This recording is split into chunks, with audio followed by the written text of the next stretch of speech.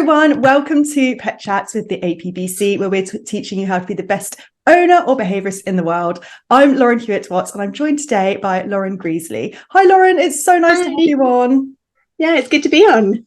Oh, we've just been having a little talk before and we might as well go straight into it actually. There was a reason that you wanted to talk about people going through changes with their pets, and it would be great for you to share why you wanted to talk about this.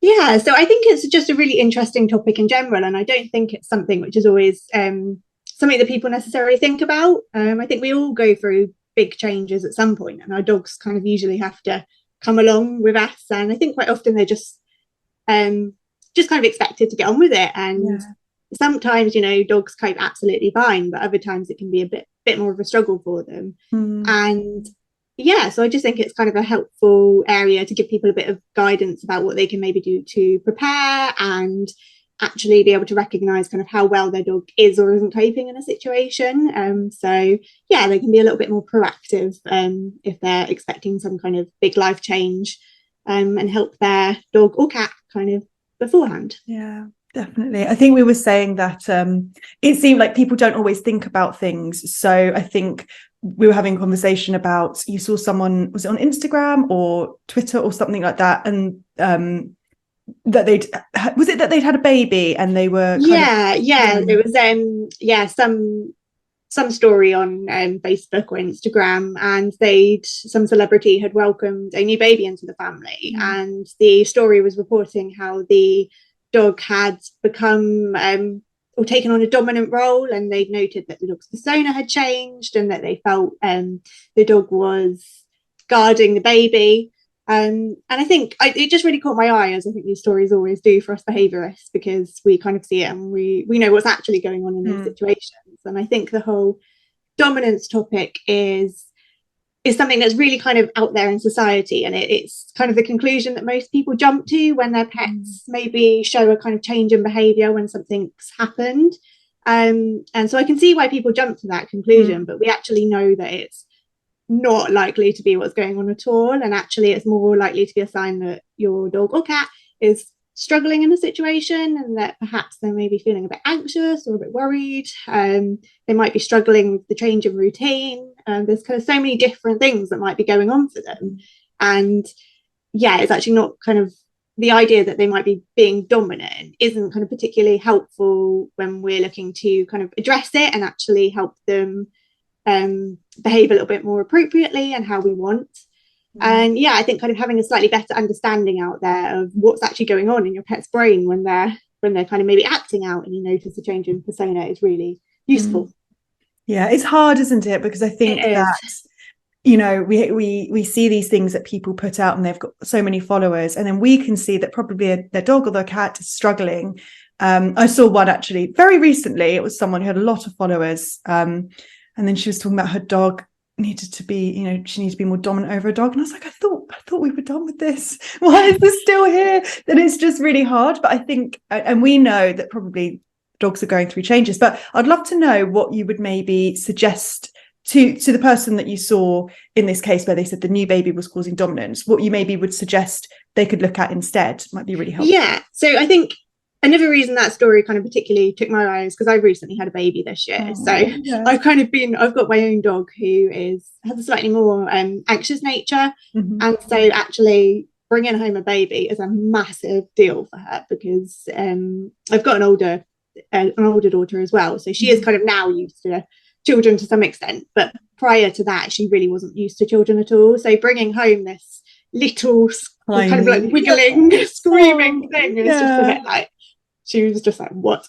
on earth is going on? Like, what is this? Yeah. And so, yeah, I think it's really important to kind of actually kind of take a step back out of the situation and think, okay, this is a big deal for my pet. Like, they've not necessarily seen this before, and kind of have a little bit of understanding for them. And then you can really help them actually by giving them a bit of space in the situation. So it's often really quite overwhelming, even if your dog is kind of really confident normally, or your cat, it applies to both. Even if they're normally really confident and happy and in situations, it's still a kind of big change, and it might just be that they've never seen a baby before. And it's a bit kind of overwhelming in the moment for them. So actually, I think a lot of people maybe more inclined to actually try and encourage the pet to interact with the baby or to kind of be around what's going on. And actually quite often they would actually benefit more for their own space in that situation. Some dogs obviously might get a little bit frustrated if you kind of suddenly stick them behind a barrier or shut them in another room, and they might not actually be able to cope that well with that. So maybe having some management set up prior to bringing your baby home, so that you've got somewhere that you can put them, like maybe behind a stair gate where they can see what's going on, but they've actually got their own space, and you're then not having to worry about this excitable or anxious dog kind of, you know, all over the baby, because actually they're not, it's highly unlikely that they're trying to guard the baby in that situation. It's more likely that they're just a bit frantic and don't really know what to do with themselves. So I think having management is just so important in these situations. And I think that it applies to everything, not just welcoming home a new baby. You know, if you're moving house, if you're welcoming home a new pet, absolutely anything, I think just have some management set up ready. So stair gates are absolutely brilliant. You know, separate areas where you can put your pet, but they can still sort of be involved to some degree. And I think having that in place can make situations a lot easier to cope with when they then actually happen. Absolutely. I think that's really good advice. I think it's hard when I suppose there's these changes that go on, and sometimes it's hard. I assume that they're going through, or people go through, a lot of changes themselves, and they're not only thinking about themselves, they also have to think about their cat or their dog, and so sometimes it's quite overwhelming for them to be able to take all of this on. So you know, what you're saying is actually don't try and do it all in the moment, do it beforehand. So you almost have to be like, it doesn't matter, they can go behind the baby gate, it's not a problem. Because you're right, it's so hard in those situations. I mean, I know I had a bit of a mess up when I brought my daughter home from hospital, because we had some chocolate in our hospital bag, and we got home from hospital and we put the bag on the floor, like just completely not even thinking, and my dog was just quite frantic, and then we actually had to rush my baby back to hospital quite suddenly. And so in the moment we kind of like weren't, obviously we were only focused on our little girl, and we weren't thinking about the dog at all. No, and she actually managed to get into the bag and eat some chocolate. Thankfully not enough to do any damage, and the vets were kind of all happy with everything.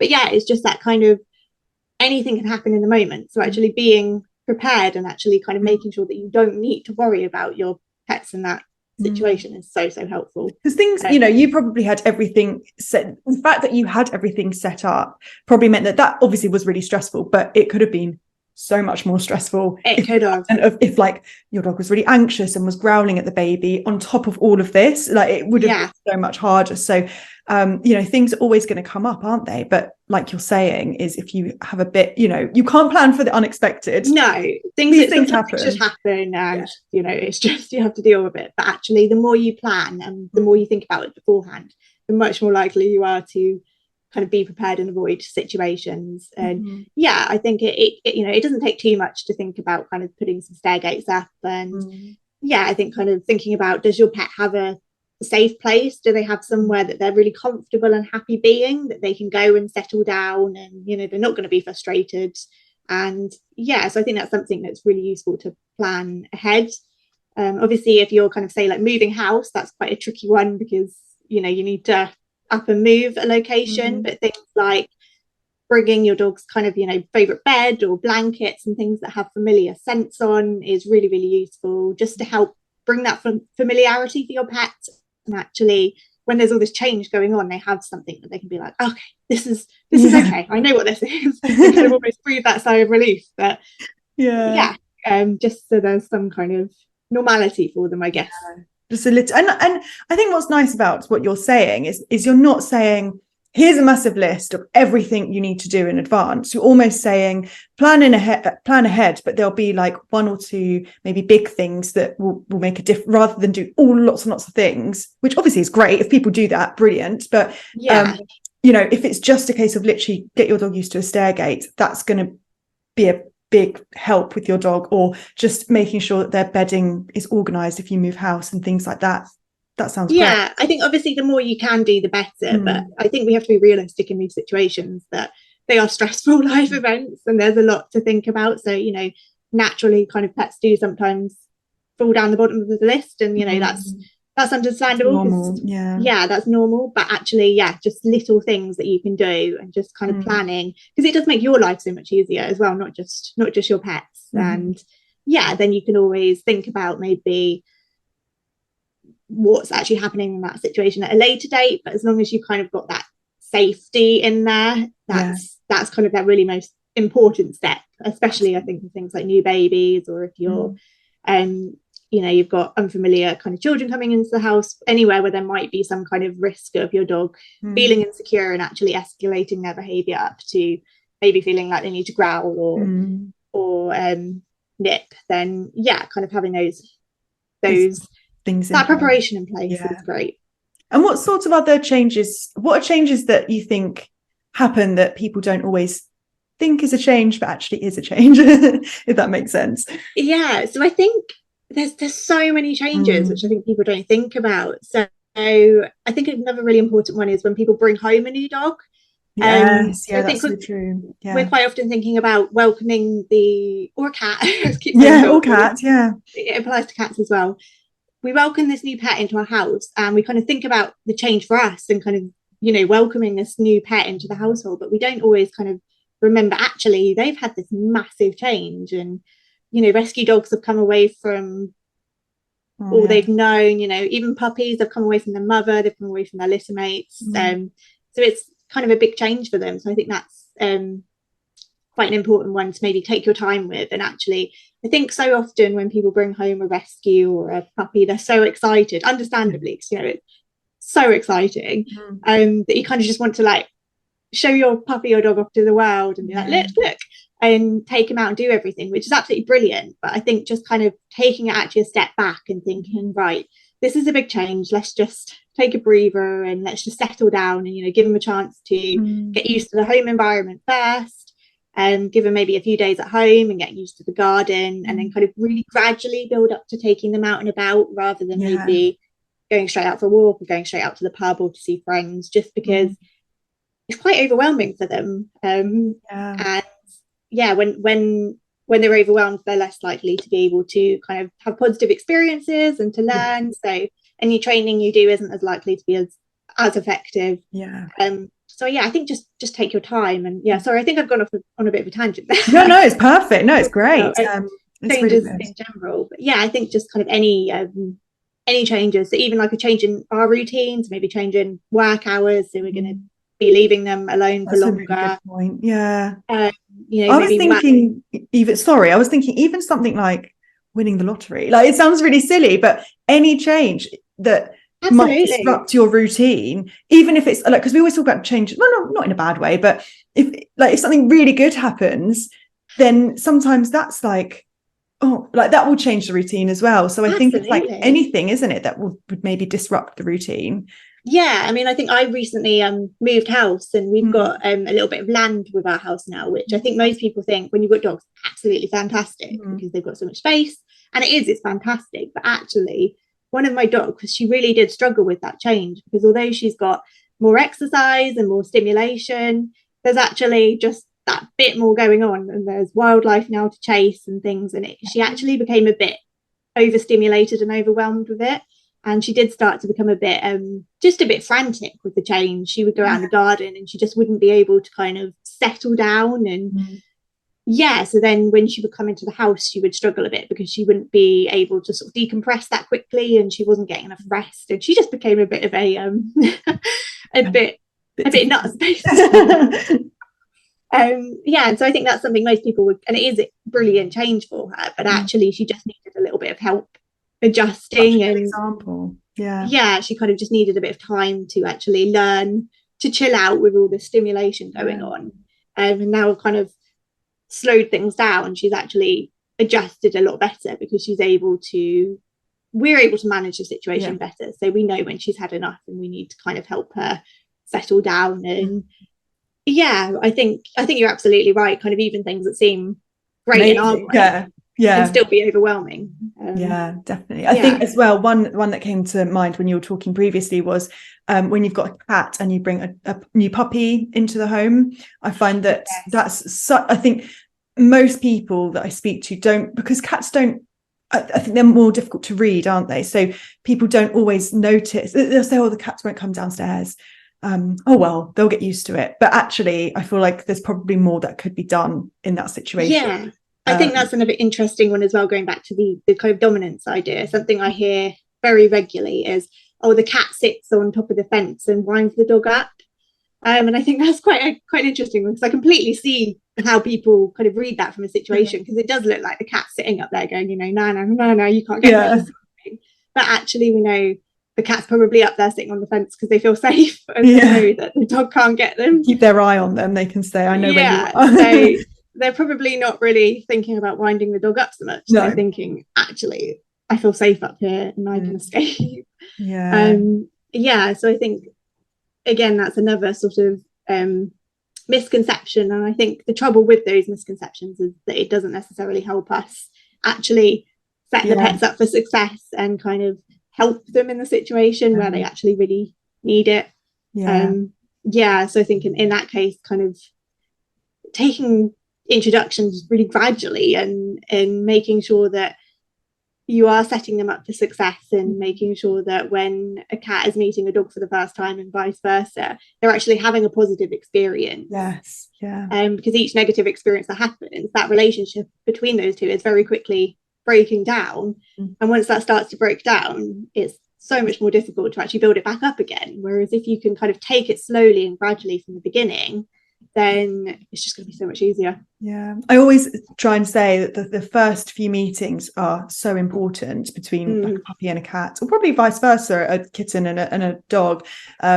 Just really take your time over those, because that, like you said, that's going to set up them for the rest of their lives, really, if you can keep building on that. Whereas if it's, the dog's chasing the kitten or the cat's being chased or all of this, it's really hard to reel back from that. So important thing to think about, definitely. Exactly. And I think as behaviourists, we kind of always see when people come to us and they say, my cat and dog don't get on, and it's we kind of know how much harder it is at that point to rebuild the relationship.